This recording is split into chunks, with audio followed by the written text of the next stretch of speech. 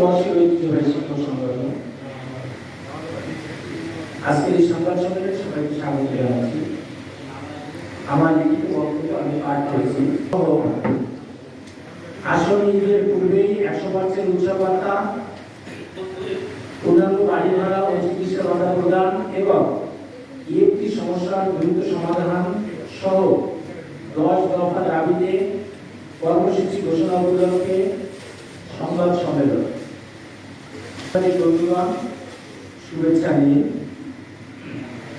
আমাদের আমন্ত্রণে সাড়া দিয়ে আজকের এই সংবাদ সম্মেলনে উপস্থিত থাকার জন্য শতবর্ষের ঐতিহ্যবাহী শিক্ষক সংগঠন এবং বাংলাদেশের সর্ববৃহৎ শিক্ষক সংগঠন বাংলাদেশ শিক্ষক সমিতি বিটিএর পক্ষ থেকে আপনাদের জানাই আন্তরিক অভিনন্দন। আমরা জানি যে শিক্ষা জাতির মেরুদণ্ড, আর শিক্ষক হচ্ছেন শিক্ষার মেরুদণ্ড, সমাজ ও সভ্যতার বিবেক এবং জাতি গঠনের স্থপতি। আপনারা অবগত আছেন যে দেশের শিক্ষক শিক্ষা প্রতিষ্ঠান পরিচালিত হচ্ছে এমপিভুক্ত বেসরকারি শিক্ষক কর্মচারী দ্বারা, কিন্তু পরিতাপের বিষয় আমরা এমপিভুক্ত শিক্ষক কর্মচারী মাত্র 1000 টাকা বাড়ি ভাড়া, 25% উৎসব ভাতা এবং 500 টাকা চিকিৎসা ভাতা পাই। অথচ একই কারিকুলামের অধীন একই সিলেবাস, একই একাডেমিক সময়সূচি, একইভাবে প্রশ্নপত্র প্রণয়ন ও উত্তরপত্র মূল্যায়নের কাজে নিয়োজিত থেকেও আর্থিক সুবিধার ক্ষেত্রে সরকারি এবং বেসরকারি শিক্ষক কর্মচারীদের মধ্যে রয়েছে পাহাড় সম বৈষম্য। এছাড়াও বেসরকারি শিক্ষা প্রতিষ্ঠান প্রধানদের বেতন স্কেল সরকারি শিক্ষা প্রতিষ্ঠানের প্রতিষ্ঠান প্রধানদের বেতন স্কেলের একটা নিচে প্রদান করা হয় এবং সরকারি প্রধান শিক্ষকদের উচ্চতর স্কেল প্রদান না করার ফলে উচ্চতর স্কেল প্রাপ্ত সিনিয়র শিক্ষকদের বেতন স্কেল ও সহকারী প্রধান শিক্ষকদের বেতন স্কেলের সমান হওয়ায় সহকারী প্রধান শিক্ষকদের মধ্যে দীর্ঘদিনের অসন্তোষ রয়েছে।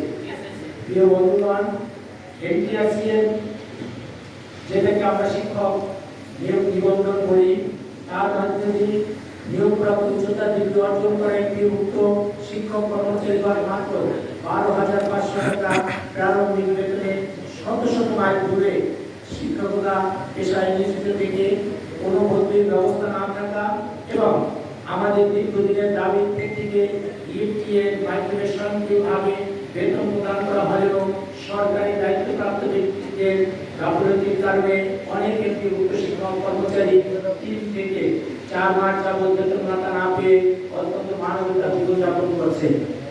সাংবাদিক ভাই বোনেরা, বেসরকারি শিক্ষক কর্মচারীদের অবসরে যাওয়ার পর অবসর সুবিধা ও কল্যাণ ট্রাস্টের টাকা পেতে বছরের পর বছর অপেক্ষা করতে হয়।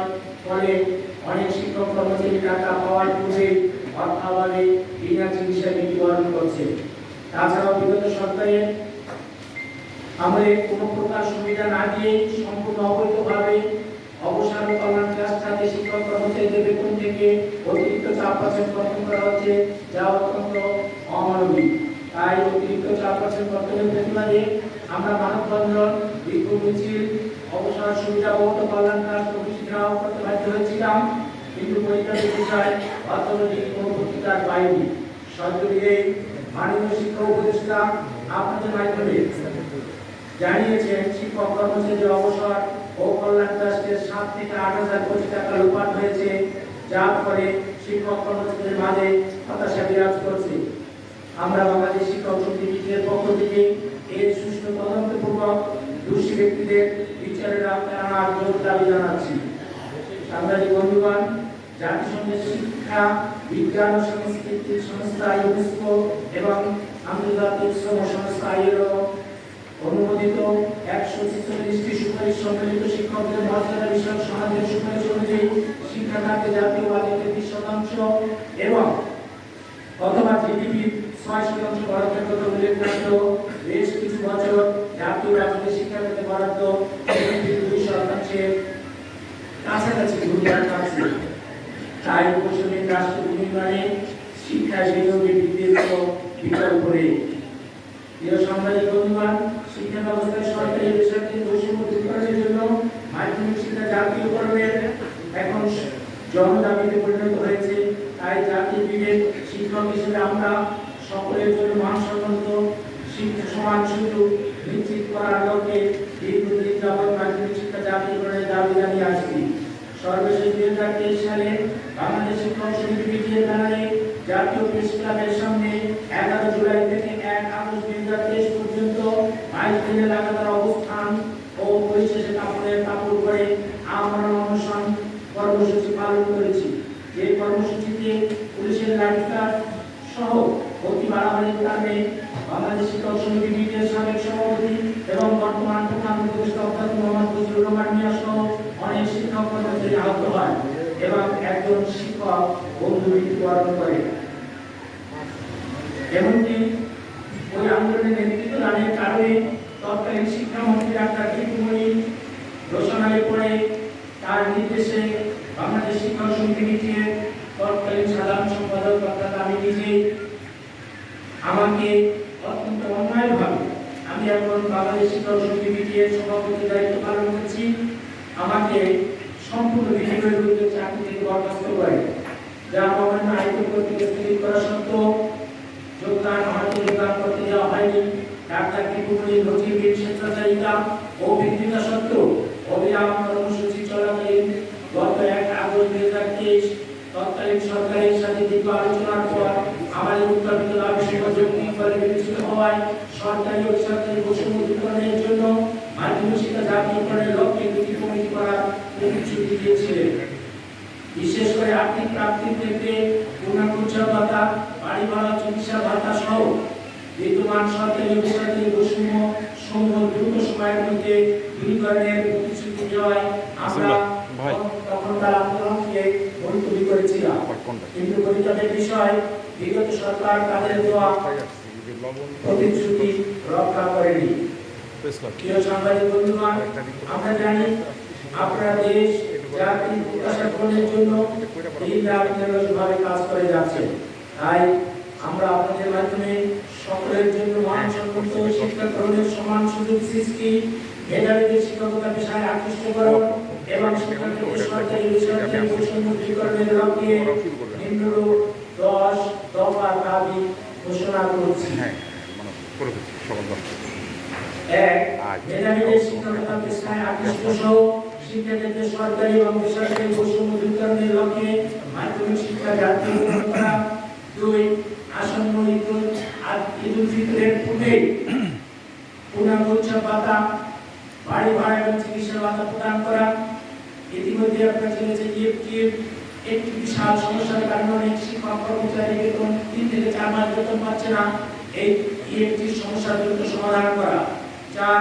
সরকারি স্কুলে ন্যায় বেসরকারি স্কুলের প্রধান শিক্ষক এর বেতন 6 গ্রেড এবং সরকারি প্রধান শিক্ষকদের 7 গ্রেড সহ টাইম স্কেল প্রদান করা। 5. এমপিভুক্ত শিক্ষক কর্মচারীদের সার্বজনীন ভর্তি প্রথা চালু করা। 6.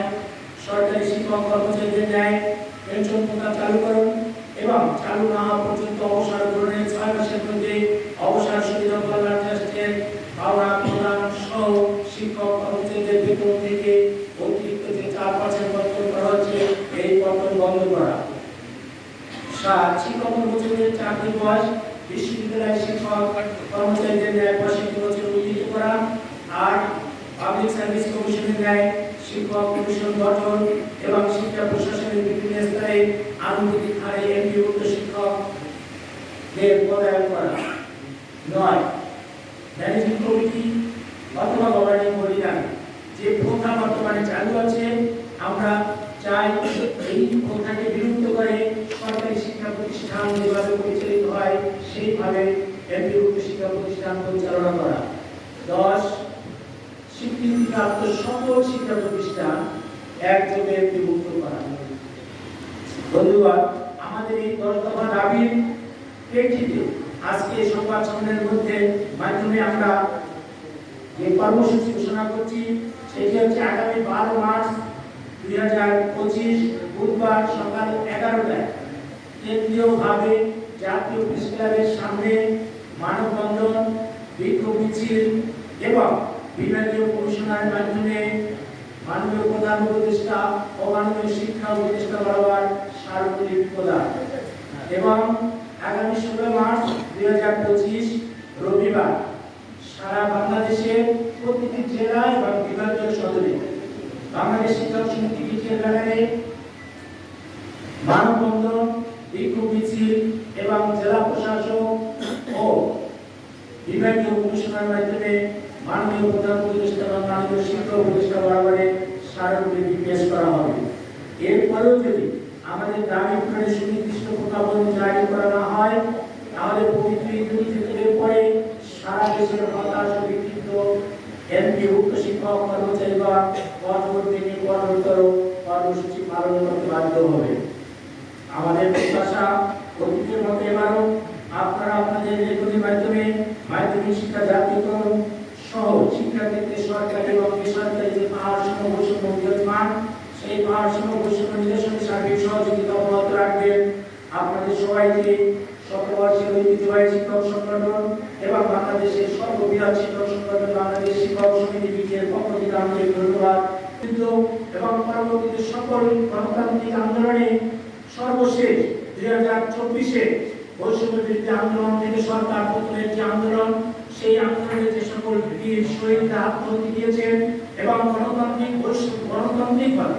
গণতান্ত্রিক যে চাওয়া বৈষম্য নিরসনের জন্য যারা আত্মহত্যা দিয়েছে, তাদের সকলে সেই বীর শহীদদের আত্মার প্রতি কামনা করে আমার লিখিত বক্তব্য এখানেই শেষ।